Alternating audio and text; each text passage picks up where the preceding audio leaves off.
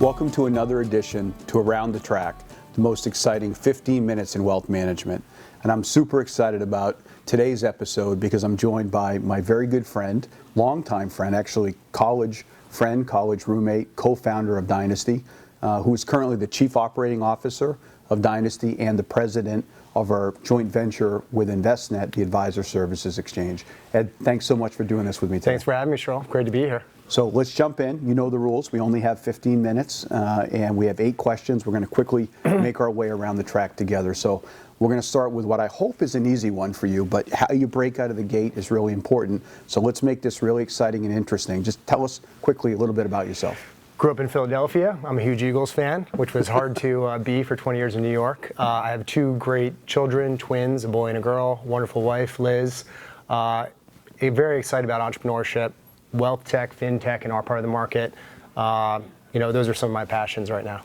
So I think back to some of those early conversations. You had a great career going inside of large organization, and I remember some of those first conversations about, hey, how about being entrepreneurs together?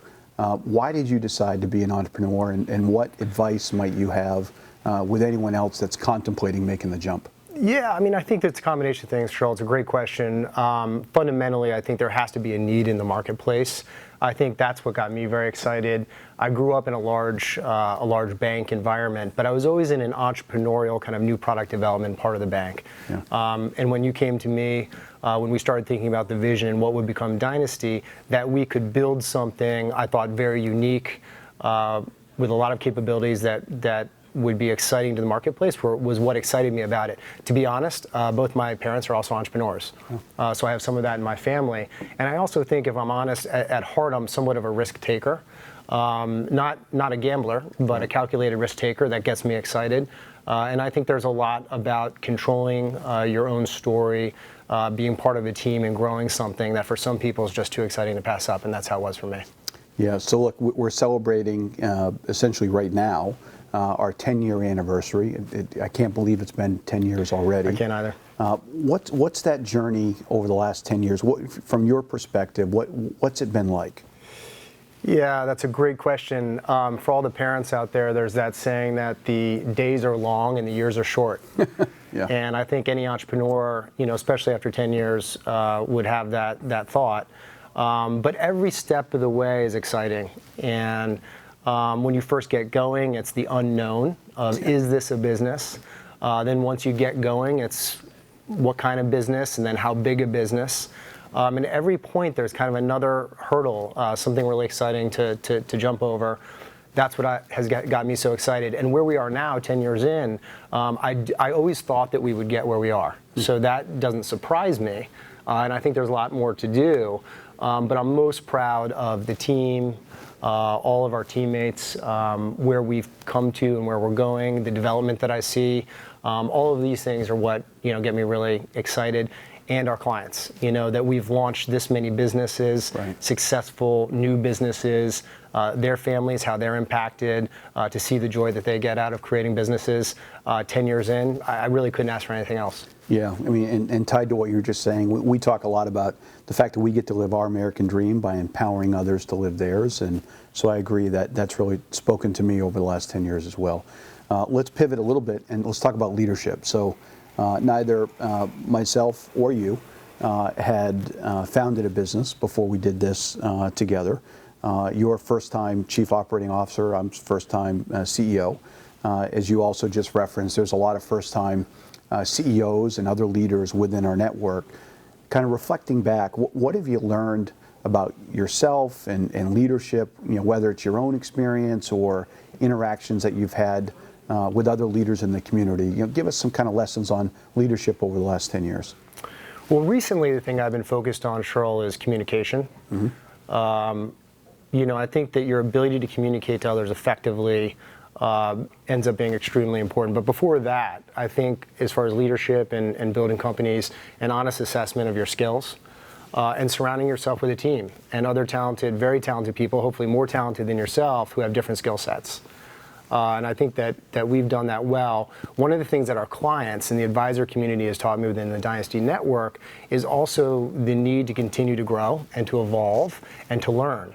So you have in our network a lot of very, very talented advisors. I'd say some of the best, if not the best in the whole industry, right? These elite advisors, sometimes now needing to pivot to be a CEO, right? And to lead a team, which is a slightly different skill set.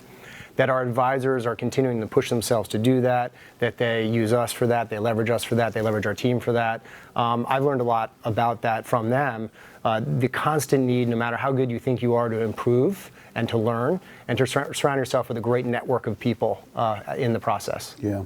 Well, related to leadership, my next question, because something I hear you say frequently, which is you oftentimes learn more from the mistakes, right, than the successes.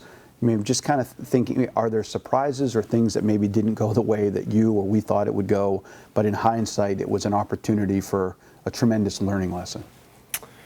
Yeah, I think there have been along the way. You know, I know you feel the same way, which is if you're going to fail, fail fast.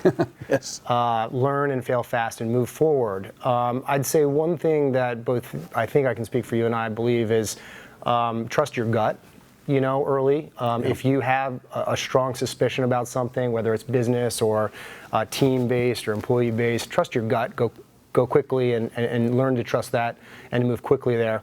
I also think what I've been surprised about, pleasantly surprised about, is how big this kind of trend is. And I put air quotes on it because this is no longer a trend. The independent space is it's a very large movement and will be around now forever. I think 10 years ago, going back to the 10-year anniversary, that wasn't necessarily a known phenomenon.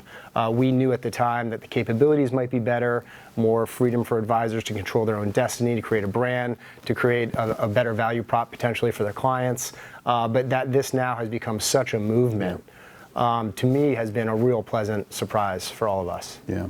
Look, so if I could brag on you for a moment, look, I think you're, and I'm biased obviously when I say this, we're partners and friends, but I think you're one of the top minds in the space around technology and where technology is going and operations and how you build scale through operations. I know you're quite sought after in terms of sitting on various advisor boards in the industry. So if you kind of take a look out there over the next couple of years, what are some things, whether it's operations, tech enablement of wealth advisory business, what are some things that have you really excited?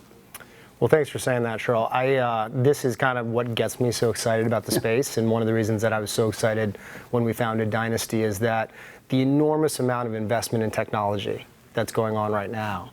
And I could talk a lot about this, but the one thing I want to bring it back to is really the client and advisors. There are a lot of very smart people in the technology space trying to get into the independent wealth management space, but I think that the thing that ties everything together is the end client's experience better, and does the advisor have better capabilities than they otherwise would? I think that in the independent space you can move fast, you can be nimble. I think that advantages people that need to use different kinds of technologies. I like our position because of those facts. But there is so much investment going on right now. In the last few years, a lot of private equity, many fintech startups. I think it's a great opportunity for anyone in this space. I do think that there's a complexity around integration, cybersecurity. These are known issues, but the future is very bright as far as what is possible in the future, as long as everyone continues to maintain a laser-like focus on the client and then the advisor experience to service them better. Awesome. So look, we're 6 furlongs in, right? So now we're moving into the stretch, right? Two furlongs left, which means 2 questions left. So let's finish strong. What are some of your biggest hopes, right? So maybe even broader than what you were just describing, as you look at this most critical industry, right, for our country. What are some of your big hopes for the industry over the next, let's say, 5 years? Well, my hope for an industry is that the fiduciary standard continues to proliferate, that there's an understanding at the consumer level what it means to be a fiduciary. Sometimes it's baffling to me that not everyone is held to that standard. So my hope is that this gets out there more, that it's communicated more broadly. My hope also is that these technologies, and to be honest, we're sitting here in the middle of a pandemic, that what we've learned through this period really are learnings that go on forever. That more cloud-based, more mobility, more digital, better client experiences, all the technology learnings we've accelerated the adoption, but the length of the pandemic and that we've had it means that I think there's a real, for me, excitement around how we move quickly towards some of these new technologies and the investment that it's going to take to get there. So those are some of the things. My hope for the industry is we get back to large gatherings. I really do miss getting together with a lot of our colleagues in the industry, whether it's the custodians or other fintech providers or some of our asset management partners. This network, not just the Dynasty network, but this network of partners that we have is very strong. And I miss that, kind of weekly, monthly interaction with them. I know that'll happen again soon. I can't wait for it. But I think this whole industry has leapt forward, and I hope that we retain the best of that, and we push very aggressively on what can technology do for all of us and our clients going forward. Look, amen to that answer. We share the same hopes there. So the last question that I've asked everyone with the show, and we're taping this conversation beginning of 2021. And at this moment right now, there's a lot of teams, whether it's the horses, the jockeys, the owners, the trainers, that are gearing up for the Kentucky Derby, right? That'll be run later this year.